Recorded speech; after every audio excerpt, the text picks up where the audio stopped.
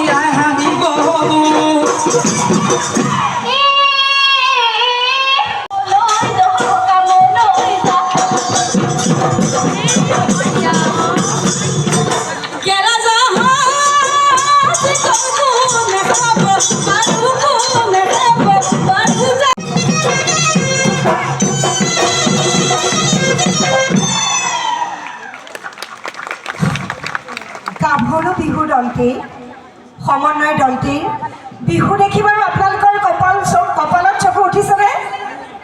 মোৰ কিন্তু কপালত চকু উঠিছে এইটো কাৰণে এই যাক গাভৰুইনে সঁচাকৈ ইমান সুন্দৰ অপূৰ্ব নৃত্য তেওঁলোকৰ সংগীত ঢোল গায়কী সকলো ইমান সুন্দৰভাৱে উপস্থাপন কৰিছে। তেওঁলোকক আন্তৰিক ধন্যবাদ কৃতজ্ঞতা জ্ঞাপন কৰি আমি বিহুৰ বাকৰিতে তেওঁলোকক বিচাৰিছোঁ। দলটি বিহু বাকৰিলৈ আহিব লাগে, তেওঁলোকক আমি বিহুৰ বাকৰিত বিচাৰিছোঁ। সঁচাকৈ এই গাভৰু যাকে আমাক বহুত আনন্দ দিলে, তেওঁলোকৰ বাবে এটি হাত চাপৰি।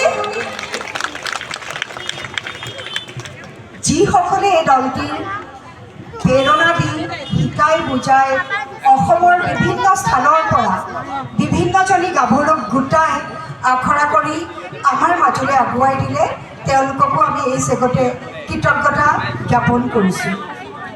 আমি দলটিক প্ৰেৰণা যোগাইছোঁ, দলটি আগুৱাই যাওক, আগবাঢ়ি যাওক আৰু দলটিক আমি বিদায় দিবৰ বাবে উপসভাপতি সন্মানীয় শ্ৰীযুত ৰঘু দাসদেৱ আৰু আমাৰ সন্মানীয় শিল্পী জ্যেষ্ঠ শিল্পী লোকেশ্বৰ ডেকাদেৱক আমি বিদায় দিবলৈ আহ্বান জনাইছোঁ। এটা বাতিত সুতৰা মূৰৰ চুলি চিঙি আশীৰ্বাদ কৰিছোঁ, মূৰৰ চুলি চিঙি আশীৰ্বাদ কৰিছোঁ। ৰাইজখন ঢুকলে